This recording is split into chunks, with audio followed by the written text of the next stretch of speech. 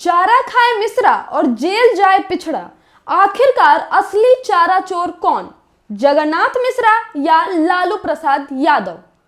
नमस्कार, मेरा नाम सलोनी चौहान है। जब जब चारे घोटाले का जिक्र होता है, एक नाम जहन में सबसे पहले आता है, वो नाम है लालू प्रसाद यादव का।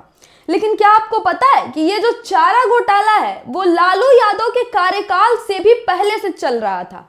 जी, चारे घोटाले की शुरुआत जगन्नाथ मिश्रा के सरकार के दौरान हुई थी।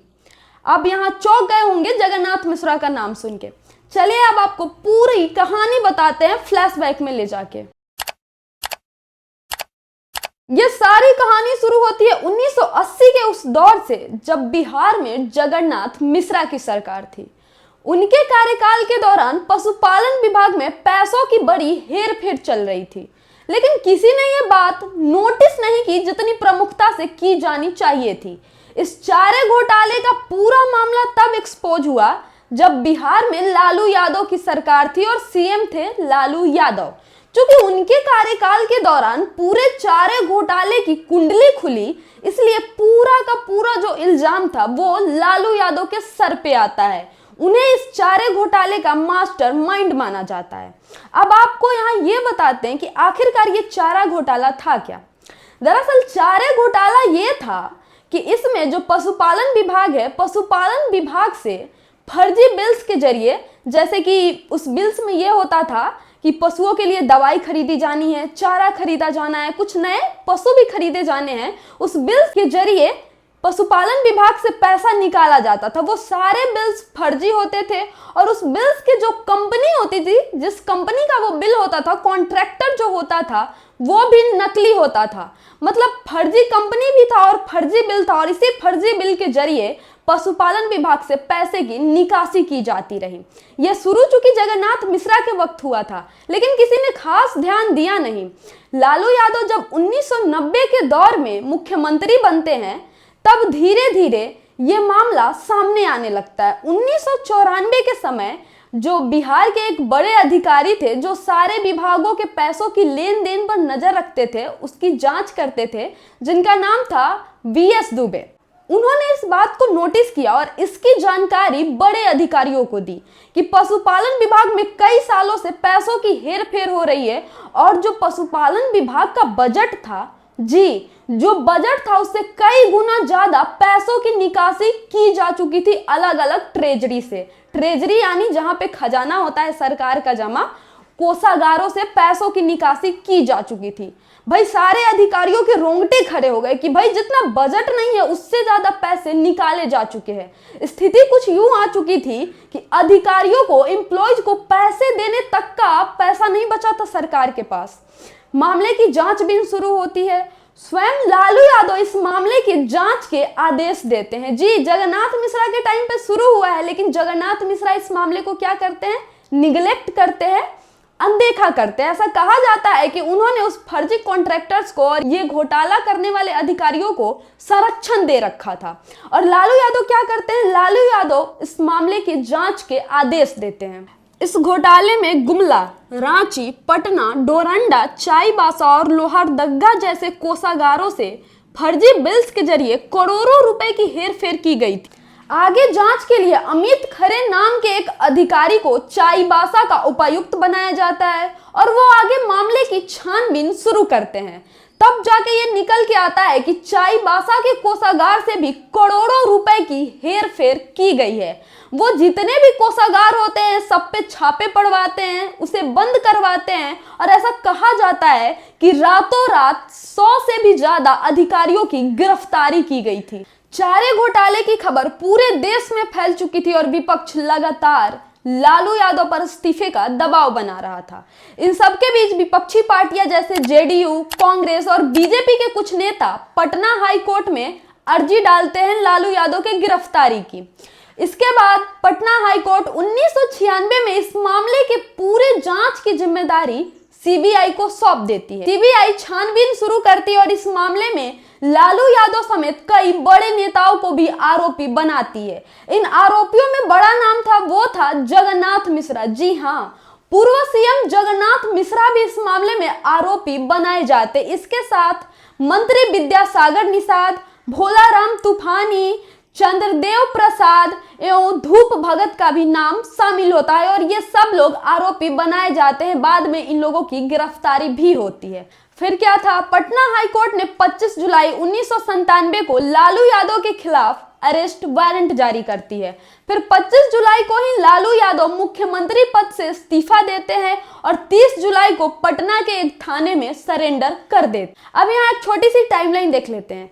1990 में लालू यादव पहली बार मुख्यमंत्री बनते हैं। 1994 में इस चारे घोटाले का पूरा मामला सामने आता है। 1995 में वो दोबारा बिहार के मुख्यमंत्री बनते हैं। 1996 में ये मामला पटना हाईकोर्ट सीबीआई को ट्रांसफर करती है। 1997 में पटना हाईकोर्ट लालू यादव के खिलाफ अरेस्ट वारंट जारी करती है और 25 जुलाई को लालू यादव अपने सीएम पद से इस्तीफा देते हैं। 30 जुलाई को पटना के एक थाने में सरेंडर कर देते हैं। कुछ यूं था लालू यादव के इस चारे घोटाले में संलिप्तता का पूरा टाइमलाइन। तो कुछ इस तरह होता है एक बड़े ही सामाजिक न्याय में यकीन रखने वाले समाजवादी नेता के साम्राज्य का अंत।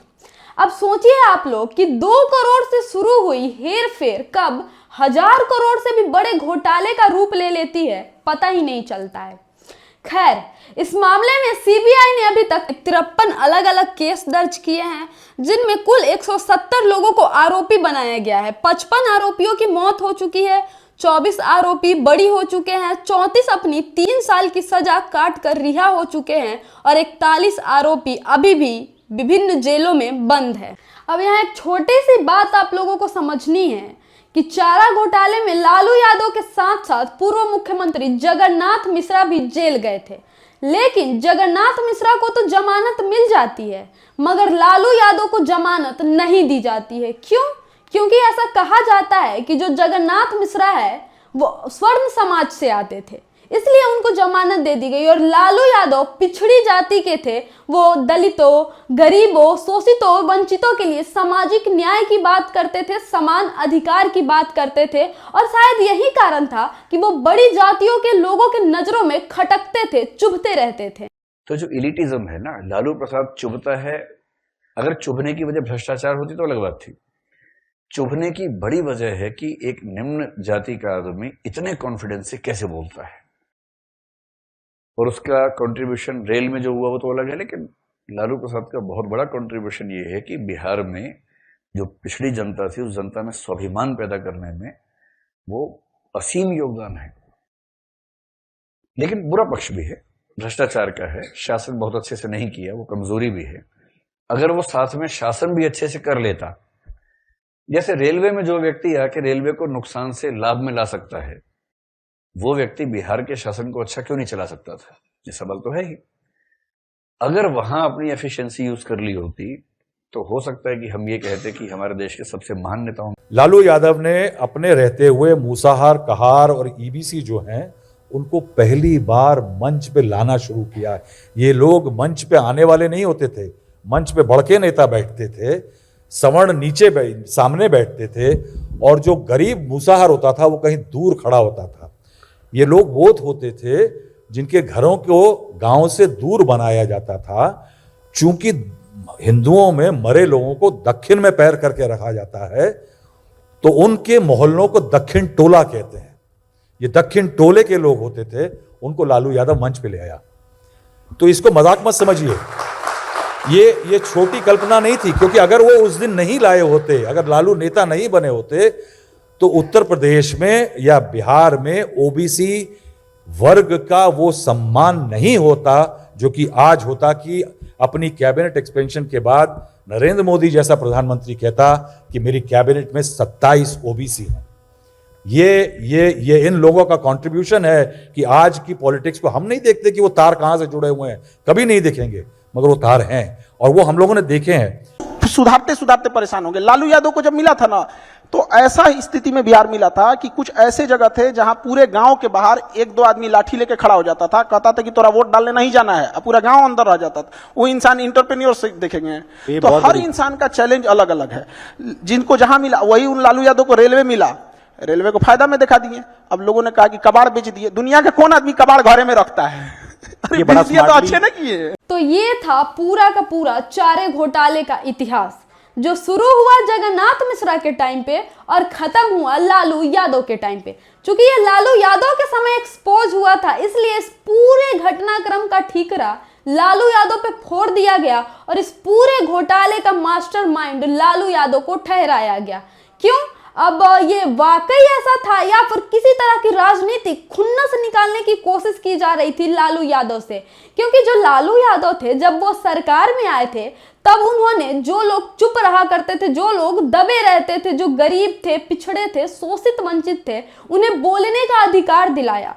उनके लिए सामाजिक न्याय की बात की, समान अधिकार की बात की। और यही कारण था कि बहुत सारे नेताओं और लोगों के नजरों में वो लगातार चुभते रहते थे और वो उन्हें अपने रास्ते से हटाना चाहते थे। बाकी का इस मामले पर आपकी क्या राय है? आपको क्या लगता है? हमें कमेंट करके जरूर बताएं और सब्सक्राइब कर दें हमारे YouTube channel the diplomatic India को। ऐसे ही सच्चाई और वास्तविकता के साथ खबरों से रूबरू कराते रहेंगे।